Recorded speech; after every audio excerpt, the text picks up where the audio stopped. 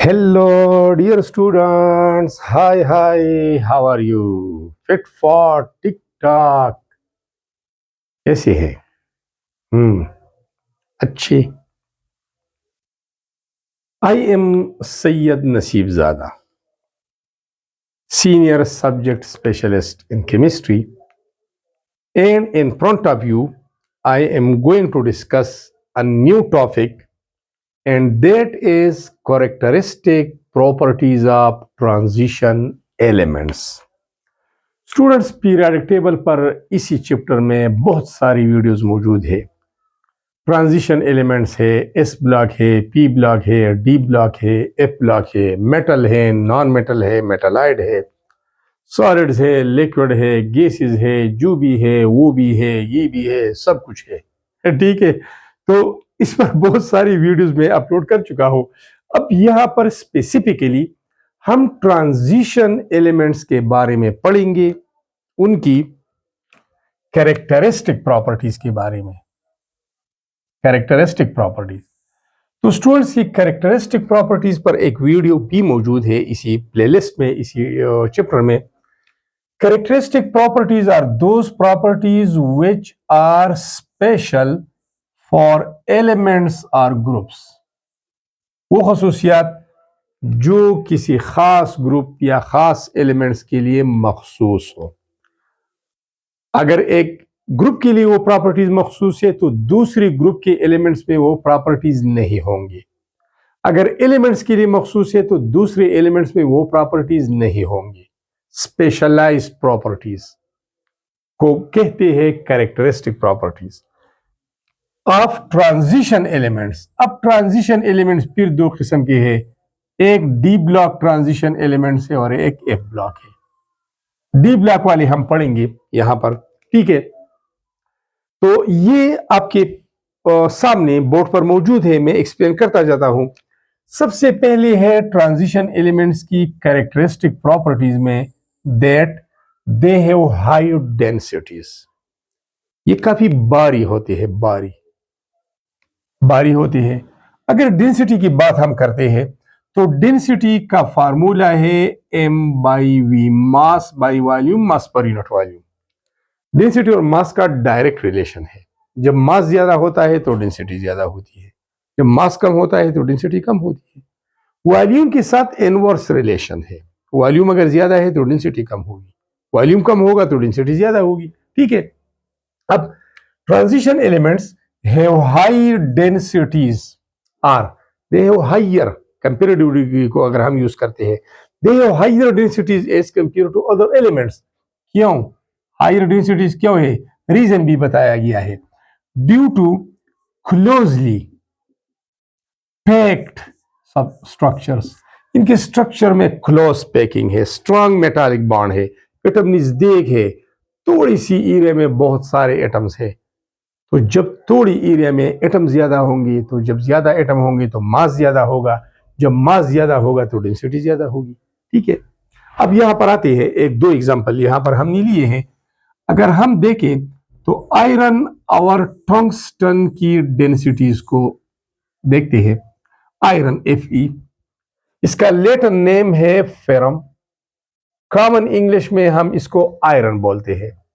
इसको कहते हैं टंगस्टन और इसका लेटर नेम है वोल्फ्राम।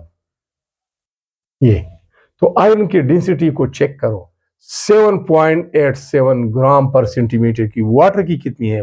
वाटर की 4 डिग्री सी पर क्या है? 1 ग्राम पर सेंटीमीटर क्यूब। वाटर की 1 है और इसकी 7.87 है। तो आयरन पानी से भारी है और इसी वजह से आयरन पानी में डूबती है, ठीक है। अब वोल्फ्राम या टंगस्टन की तरफ आती, उसकी इतनी ज्यादा है 19.3 ग्राम पर सेंटीमीटर क्यूब। 19.3 टाइम्स वाटर की डेंसिटी ज्यादा है। ये एग्जांपल्स थे। अब आते हैं दूसरी कैरेक्टरिस्टिक प्रॉपर्टी की तरफ। दूसरी, they have high melting point values. अगर हम ट्रांजिशन एलिमेंट्स को मेल्ट करना चाहे, पिघलाना चाहे, तो इसकी मेल्टिंग पॉइंट बहुत ज्यादा होती है। क्यों? क्योंकि इसमें स्ट्रॉन्ग मेटालिक बॉन्ड पाया जाता है और strong metallic bond, strong connection की ब्रेकिंग के लिए हीट या एनर्जी ज्यादा दरकार होगी। ठीक है, so due to strong metallic bonding transition elements have high melting point values. अब यहां पर आप देखें, एग्जांपल आप चेक कर सकते हैं। अगेन वही वोल्फ्राम का एग्जांपल है, जिसको हम कॉमन इंग्लिश में टंगस्टन बोलते हैं, वोल्फ्राम। इसकी मेल्टिंग पॉइंट कितनी है? 3422 डिग्री सी। प्लैटिनम, जिसका सिंबल पीटी है, इसकी कितनी है? 1768 डिग्री सी। बहुत ज्यादा है, बहुत ज्यादा है। ठीक है, अब आते हैं तीसरी कैरेक्टरिस्टिक प्रॉपर्टी की तरफ, और वो है ट्रांजिशन एलिमेंट्स की एक मेन प्रॉपर्टी है, they have variable oxidation states. Variable, changeable, तगय्युर पजीर। इनके ऑक्सीडेशन स्टेट्स वेरी होते हैं, चेंज होते हैं, फिक्स नहीं है। अगर हम अल्कली मेटल्स की बात करते हैं, ग्रुप 1 की बात करते हैं, तो उसके लास्ट शेल में, हर एक एलिमेंट के लास्ट शेल में एक इलेक्ट्रॉन होता है। सारे एलिमेंट्स एक एक इलेक्ट्रॉन लूज कर जाते हैं और उसका फिक्स ऑक्सीडेशन स्टेट +1 होता है। ग्रुप 2 का +3 होता है। ग्रुप 17 का हेलोजन्स का -1 होता है। ग्रुप 16 चेल्कोजीन्स ऑक्सीजन फैमिली का -2 होता है। वेरिएबल भी उसमें है, लेकिन फिक्स ज्यादा है। तो अब वेरिएबल का मतलब यह है कि ये चेंजेबल है। ठीक है, तो ये एक मेन प्रॉपर्टी है ट्रांजिशन एलिमेंट्स की, ये फिक्स नहीं है। और ऑक्सीडेशन स्टेट क्या है? The apparent charge that an atom have in A molecular compound. एक कंपाउंड में या एक मॉलिक्यूल में किसी एटम के ऊपर जो जाहिरी चार्ज होता है, प्लस माइनस और जीरो, इसको ऑक्सीडेशन स्टेट बोलते हैं। प्लस क्यों आता है? इलेक्ट्रॉन की लॉस की वजह से। नेगेटिव चार्ज क्यों आता है? नेगेटिव ऑक्सीडेशन स्टेट क्यों होता है? इलेक्ट्रॉन की गेन की वजह से। और जब एलिमेंट नेचुरल स्टेट में है तो उसका ऑक्सीडेशन स्टेट 0 होता है। अब आते हैं इसकी तरफ। Transition elements have variable oxidation state. इसकी ऑक्सीडेशन स्टेट्स वेरिएबल होती है। क्यों? रीजन भी बताता हूं। Because energies of S, any one S में एन एस का मतलब है ये 4s भी हो सकता है, 5s भी हो सकता है, 6s। ये एन आपको नंबर बताता है शेल का। N d, any one d, 4d भी हो सकता है, 5d हो सकता है, एटसेट्रा। सब शेल्स, ये सब शेल है एस और डी, आर नियरली इक्वल। इसकी एनर्जीज तकरीबन बराबर है, थोड़ा बहुत फर्क तो होता है लेकिन तकरीबन बराबर है। And electrons present in s and d sub shell both take spot in bond formation. दोनों बॉन्ड फॉर्मेशन में हिस्सा लेते हैं। अगर सिर्फ डी वाली इलेक्ट्रॉन बॉन्ड फॉर्मेशन में हिस्सा लेती तो फिक्स ऑक्सीडेशन स्टेट होता। अगर सिर्फ एस वाले हिस्सा लेती तो फिक्स होता। लेकिन ये भी लेती है, वो भी लेती है। जब ये लेते हैं एक ऑक्सीडेशन स्टेट, जब वो भी लेते हैं तो दूसरा ऑक्सीडेशन स्टेट। अब मैं एग्जांपल से आपको क्लियर करता हूं। ठीक है, मैंने बताओ एग्जांपल लिया है आयरन। आयरन Fe इसका सिंबल है, लेटर नेम वहां मैंने लिखा है फेरम है, फेरम। अब इसका एटॉमिक नंबर क्या है? 26, वो भी मैंने लिखा है। इलेक्ट्रॉनिक कॉन्फ़िगरेशन क्या है? 1s2, 2s2, 2p6, 3s2, 3p6, 3d10, 4s2। अब डी में टोटल 10 इलेक्ट्रॉन समा सकते हैं, लेकिन यहां पर 6 है। ये कंप्लीशन के प्रोसेस में है। तो सबसे पहले तो ये है कि आयरन जो है ये एक डी ब्लॉक एलिमेंट है, because D subshell is in the process of completion. ये कंप्लीट नहीं है, ये कंप्लीशन के प्रोसेस में है, कंप्लीशन के मराहिल में है, तो ये डी ब्लॉक है। अब हम अगर इसको हीट करते हैं, एनर्जी प्रोवाइड करते हैं, तो अगर इससे ये दोनों इलेक्ट्रॉन खारिज होते हैं, यहां पर देखिए बहुत ही इंपॉर्टेंट पॉइंट है, इससे इलेक्ट्रॉन खारिज होते हैं तो ये कॉन्फ़िगरेशन तो ऐसा ही रहेगा, लेकिन इससे इलेक्ट्रॉन खारिज होने की सूरत में 4s 0 होगा, ये 0 होगा, बाकी ये रहेगा। और जब दो इलेक्ट्रॉन खारिज होते हैं तो आयरन के ऊपर +2 चार्ज आता है। ठीक है, अब इलेक्ट्रॉन इससे तो खारिज हो गई। अगर मजीद हीट हम देते हैं, थोड़ा एनर्जी बढ़ाते हैं, जो कि ऊपर मैंने लिखा है कि एस और डी की एनर्जी तकरीबन इक्वल है, थोड़ा बहुत फर्क है कि तकरीबन इक्वल है। अगर हमने एनर्जी मजीद बढ़ाया तो डी से भी इस एक इलेक्ट्रॉन निकल जाएगा। एस से तो ऑलरेडी निकल चुके हैं 2, उसमें तिजूरी है, अब उसकी वजह से तो +2 चार्ज आ गया है। डी से भी एक निकलेगा तो डी में कितने होंगे 5, और जब एक और इलेक्ट्रॉन निकलेगा तो ऑक्सीडेशन स्टेट ज़ाहिरी चार्ज +3 होगा। तो अब आयरन की +2 भी है +3 भी है। बहुत ये हम कहां से कहते हैं, ये बहुत ऐसे कंपाउंड्स है जिसमें इनकी ऑक्सीडेशन +2 है, बहुत से ऐसे हैं जिसमें +3 है। तो ये रिसर्च किया हुआ है। अब मैं लिखना नहीं चाहता वरना बहुत सारे कंपाउंड है। आपके 9th का कोर्स चूंकि इंट्रोडक्टरी है उसमें डिटेल बहुत नहीं है, लिहाजा फिर आप कंफ्यूज हो जाएंगे, तो इस वजह से ये काफी है। ठीक है, अब एग्जांपल की तरफ आते हैं। वो ट्रांजिशन एलिमेंट जिसकी वेरिएबल ऑक्सीडेशन स्टेट है बहुत सारों के है, लेकिन मैं बताऊं एग्जांपल 2 लेते हूं। एक है फेरम Fe, इसका ऑक्सीडेशन स्टेट +2 भी है और +3 भी है। यहां पर ये वाला +2 भी है +3 भी है। जब सिर्फ इलेक्ट्रॉन S से खारिज होती है +2 आता है, जब D से भी इलेक्ट्रॉन खारिज होता है तो फिर +3 आता है। जब आयरन का ऑक्सीडेशन स्टेट +2 होता है उसको कहते हैं फेरस आयन, फेरस, और आयन तो है चार्ज पार्टिकल को आयन कहते हैं। जब आयरन की ऑक्सीडेशन स्टेट +3 होती है तो उसको बोलते हैं फेरिक आयन, फेरिक आयन। ये अब आते हैं दूसरे एग्जांपल की तरफ। ये है Cu, कॉपर का सिंबल है, लेकिन लेटर नेम इसका है क्यूफ्रम, क्यूफ्रम, क्यूफ्रम है, उसी Cu सिंबल लिया है। ठीक है, क्यूफ्रम। अब कॉपर अगर एक इलेक्ट्रॉन लूज करता है तो ये बनता है +1। अगर 2 इलेक्ट्रॉन एक और लूज कर जाता है तो इसके ऊपर एक और पॉजिटिव चार्ज आएगा, इज अ होल +2 होगा। तो कॉपर की ऑक्सीडेशन स्टेट ज़ाहिरी चार्ज +1 भी है +2 भी है। बहुत सारे कंपाउंड ऐसे हैं जिसमें ये +1 है, बहुत सारे ऐसे हैं जिसमें +2 है। तो ये नॉन कंपाउंड से हमने लिया है। ठीक है, अब कॉपर जब +1 स्टेट में होता है उसको क्यू+ आयन बोलते हैं, क्यू+, लास्ट में OUS आएगा, OUS। और जब इसका ऑक्सीडेशन स्टेट +2 है तो इसको कहलाता है क्यूप्रेक, तो आखिर में IC आता है। फेरस आखिर में OUS, फेरिक आखिर में IC, क्यूप्रस आखिर में OUS, क्यूप्रेक आखिर में IC। तो ये पहचान है।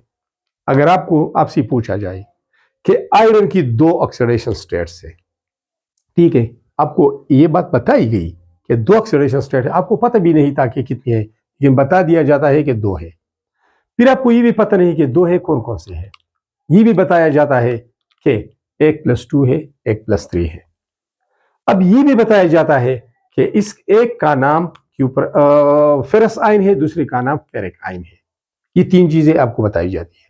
अब पूछा जाता है कि Fe+2 फेरस आयन है या फेरिक है, Fe+3 फेरिक है या फेरस है।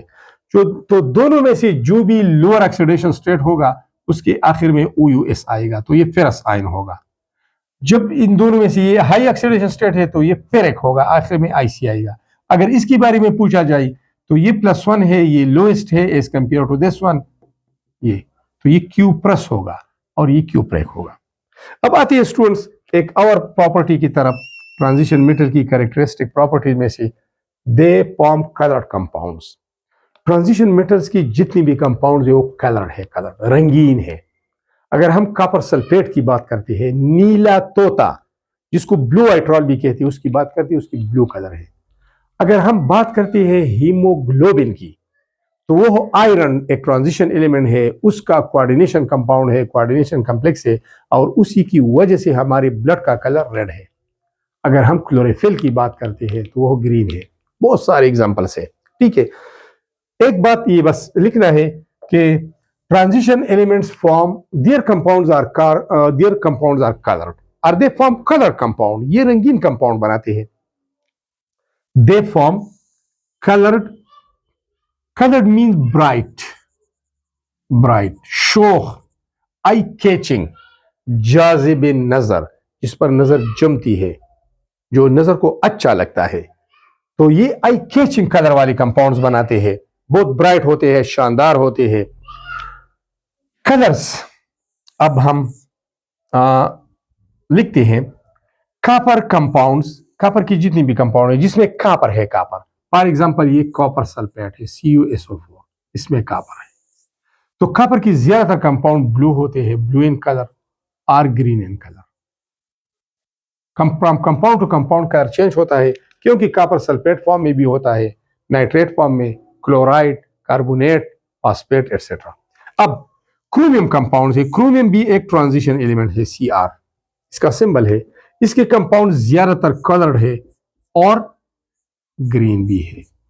तो इसका मतलब यह है ग्रीन से, रेड से, ब्लू से, कि most of the transition elements, most की बात मैं कर रहा हूं, और 90% ये कलर कंपाउंड बनाते हैं। अब आते हैं ये वाला टॉपिक फिफ्थ की तरफ, पांचवा कैरेक्टरिस्टिक प्रॉपर्टी, वो ये है कि ट्रांजिशन एलिमेंट्स डायरेक्टली और their compounds are used as a catalyst. Directly atomic state में, आयोनिक स्टेट में या कंपाउंड स्टेट में बतौर कैटलिस्ट काम करते हैं। What is a catalyst? अमल अंगेज। इन एटम, आयन, कंपाउंड और molecule or formula unit. Simply any substance that speeds up the rate of chemical reaction and recovered at the last unchanged by mass and by composition। वो chemical चीज, atom, ion, molecule और compound, जो chemical reaction को speed up करता है, time save करता है, घंटों की रिएक्शन को मिनटों में खत्म करता है, मिनटों की रिएक्शन को सेकंड में खत्म करता है, और जब रिएक्शन फिनिश करता है तो आखिर में सेम टू सेम हमें अपटेन होता है, और किसी दूसरी रिएक्शन की स्पीड अप के लिए हम उसे इस्तेमाल कर सकते हैं। तो बलिहाजी मास और बलिहाजी कंपोजिशन, बलिहाजी तरकीब, वो अनचेंज रहता है, सिर्फ रिएक्शन का स्पीड बढ़ाता है। इसको कैटलिस्ट कहते हैं। तो ज्यादातर अगर मैं यहां एक बात करूं, they are used as a catalyst. For example iron भी बतौर कैटलिस्ट काम करता है, तो ये डायरेक्ट एलिमेंट है। और विनीडियम, ये विनीडियम एक ट्रांजिशन मेटल है, ये ट्रांजिशन एलिमेंट है, और ये इसका कंपाउंड है V2O5, विनीडियम पेंटॉक्साइड। 5 के लिए पेंट वर्ड इस्तेमाल होता है, विनीडियम पेंटॉक्साइड। मतलब मेरा ये है कि iron directly as in the elemental state act as a catalyst, और विनीडियम कंपाउंड की शक्ल में बतौर कैटलिस्ट इस्तेमाल होता है। अब मैं एग्जांपल आपके सामने लिखता हूं। For example, iron is used as a catalyst in Haber process for the preparation of ammonia। जब अमोनिया हम तैयार करते हैं तो उसके लिए एक मशहूर तरीका है, कमर्शियल मेथड है, जो उस साइंटिस्ट के नाम पर मशहूर है जिसने ये बताया था, तजवीज किया था। उसका नाम है फ्रेड्स हॉबर। तो उस तरीके में, और ये तरीका है कौन सा? इसमें हम लेते हैं नाइट्रोजन, इसके साथ लेते हैं हाइड्रोजन। में बैलेंस इक्वेशन लिखता हूं। फिर इसमें कैटलिस्ट इस्तेमाल होता है आयरन, और इसमें टेम्परेचर का इस्तेमाल भी होता है 400 डिग्री सी से 450 डिग्री सी, और इससे बनता है अमोनिया। तो अमोनिया की प्रिपरेशन में आयरन एज अ कैटलिस्ट इस्तेमाल होता है। तो ये रिएक्शन हो गया, ये सिर्फ वर्डिंग है। अब आते हैं platinum and palladium. Platinum Pt, palladium Pd, these are used as a catalyst in hydrogenation process। निकल भी इस्तेमाल होता है जब हम unsaturated compound CH2 double bond CH2, ये अनसेचुरेटेड है, इसकी हाइड्रोजनेशन करते हैं, इसको हाइड्रोजन ऐड करते हैं, CH3 और CH3 में कन्वर्ट करते हैं, E3 से बन गया ईथेन। ये अनसेचुरेटेड है, ये सेचुरेटेड है। इसमें डबल बॉन्ड है, इस वजह से अनसेचुरेटेड है। इसमें carbon to carbon single bond है, इस वजह से सेचुरेटेड है। इसमें एडिशन की गुंजाइश है, इसलिए अनसेचुरेटेड है। इसमें मजीद एटम्स की एडिशन की गुंजाइश नहीं है, इसलिए सेचुरेटेड है। तो इस hydrogenation, addition of hydrogen process को हाइड्रोजनेशन कहते हैं। इसमें निकल एज ए कैटलिस्ट काम करता है। निकल की जगह हम प्लैटिनम भी ले सकते हैं और पैलेडियम का इस्तेमाल भी कर सकते हैं। तीनों ट्रांजिशन एलिमेंट्स है, लेकिन ज्यादातर प्लैटिनम और पैलेडियम का इस्तेमाल हम नहीं करते, because these are very much expensive, इंतहाई कीमती है। जनरली निकल इस्तेमाल होता है। बहरहाल निकल का इस्तेमाल हो, प्लैटिनम का हो या पैलेडियम का, लेकिन ये ट्रांजिशन एलिमेंट्स है और ये एग्जाम्पल है बतौर कैटलिस्ट इस्तेमाल होने वाली एलिमेंट्स के। अब आते हैं निकल। Preparation of margarine butter substitute, butter का, मक्खन का एक सब्स्टिट्यूट से उसको बनाने के लिए निकल एज अ कैटलिस्ट इस्तेमाल होता है। ये नकली बटर इसको हम कह सकते हैं। अब आते हैं प्लैटिनम या विनीडियम पेंटॉक्साइड, जिसका जिक्र मैंने पहले भी किया। For sulphuric acid preparation in contact process, एक मशहूर तरीका है जो कि कॉन्टैक्ट प्रोसेस के नाम से मशहूर है। और इस तरीके, इस प्रोसेस पर हम बनाते हैं सल्फ्यूरिक एसिड, जिसको किंग ऑफ केमिकल कहते हैं। सल्फ्यूरिक एसिड बनाने के लिए ये भी तरीका है, कॉन्टैक्ट प्रोसेस भी है और इसके लिए लेड चेंबर प्रोसेस भी है। लेकिन जब हम सल्फ्यूरिक एसिड बनाते हैं वो तो बहुत सारे स्टेप्स है, लेकिन एक स्टेप उसमें ये है कि सल्फर डाइऑक्साइड को हम ऑक्सीडाइज करते हैं, SO3 में कन्वर्ट करते हैं। रिवर्सिबल प्रोसेस है, ये मैंने बैलेंस किया ये वाला। एक स्टेप में उसमें ये है, एक स्टेप उसमें से ये है। जब हम सल्फ्यूरिक एसिड बनाते हैं लार्ज स्केल या इंडस्ट्रियल मेथड में, इंडस्ट्रियल स्केल में, तो उसके लिए कॉन्टैक्ट प्रोसेस एक तरीके का नाम है, वो इस्तेमाल होता है। अब सल्फ्यूरिक एसिड बनाने के लिए इसमें एक स्टेप है जिसमें सल्फर डाइऑक्साइड ऑक्सीडाइज होता है, सल्फर ट्राइऑक्साइड में SO2 SO3 में कन्वर्ट होता है। तो इसके लिए कैटलिस्ट जरूरी होता है इस प्रोसेस को स्पीड अप करने के लिए, और यहाँ पर कैटलिस्ट का इस्तेमाल होता है विनेडियम पेंटॉक्साइड V2O5, जो विनेडियम का कंपाउंड है। तो ये रिएक्शन आप अगर याद करते हैं तो भी ठीक है, याद नहीं करते तो भी ठीक है, लेकिन इतना तो जरूरी है कि Haber process for the preparation of ammonia के लिए आयरन कैटलिस्ट का इस्तेमाल होता है, प्लैटिनम एंड पैलेडियम का इस्तेमाल हाइड्रोजनेशन प्रोसेस में होता है, निकल का इस्तेमाल प्रिपरेशन ऑफ मार्गरीन जो कि बटर सब्स्टिट्यूट है या नकली बटर है, नकली मक्खन है, उसकी इस्तेमाल में, उसकी प्रिपरेशन में निकल कैटलिस्ट इस्तेमाल होता है। प्लैटिनम या पैलेडियम सल्फ्यूरिक एसिड के प्रिपरेशन में बतौर कैटलिस्ट इस्तेमाल होता है। अब चंद एक और प्रॉपर्टीज है स्टूडेंट्स ये वाली, ऑल ट्रांजिशन एलिमेंट्स और सॉलिड्स एक्सेप्ट मरकरी, सारे के सारे सॉलिड है, लेकिन सिर्फ मरकरी ऐसा है जिसको हम पारा बोलते हैं, थर्मामीटर में भी इस्तेमाल होता है, वो लिक्विड फॉर्म में होता है। एक और property, all transition elements are malleable. Malleable ये मेटल की बेसिक प्रॉपर्टी है। Elements which can be drawn into sheets when beaten in hot form, जिससे शीट बनाई जा सकती है, इस प्रॉपर्टी को मिलिएबिलिटी कहती है, और उस एलिमेंट्स को मिलिएबल बोलते हैं। डक्टाइल, तार पजियर, जिसकी तार बनाई जा सकती है। Elements which can be drawn into wires when stretched in hot form, तो ये भी एक प्रॉपर्टी है। डक्टिलिटी इस प्रॉपर्टी को कहती है, उस एलिमेंट्स को डक्टाइल बोलते हैं। Sonorous, sonorous means they produces a ringing sound when hammered, जब हथौड़े से हम इसे मारते हैं तो ये एक तरतराहट वाली आवाज पैदा करता है, जिस तरह स्कूल कॉलेज में वो घंटी बजती है। लस्टर, लस्टर इसकी एक खास, इसमें खास चमक होती है। They have shiny surfaces when they are in pure state. So student, these were all about the characteristic properties of transition element. Student, इसी पैटर्न को अगर आपने फॉलो करना है तो इसी पैटर्न के नोट्स हमने लिखी है। मैंने बजाते खुद केमिस्ट्री की लिखी है, फिजिक्स वाले प्रोफेसर ने फिजिक्स की लिखी है, बायो के ऑल सब्जेक्ट्स की लिखी हुई है। अनमोल गोल्डन सुपर सीरीज के नाम से फेडरल बोर्ड की दस्तियाब है, 9th 10th एंड ऑनवर्ड। ठीक है, तो आप उसको खरीद सकते हैं। फायदा उसमें यह है कि ये टॉपिक आपने स्टडी करना है, स्टडी कर लो।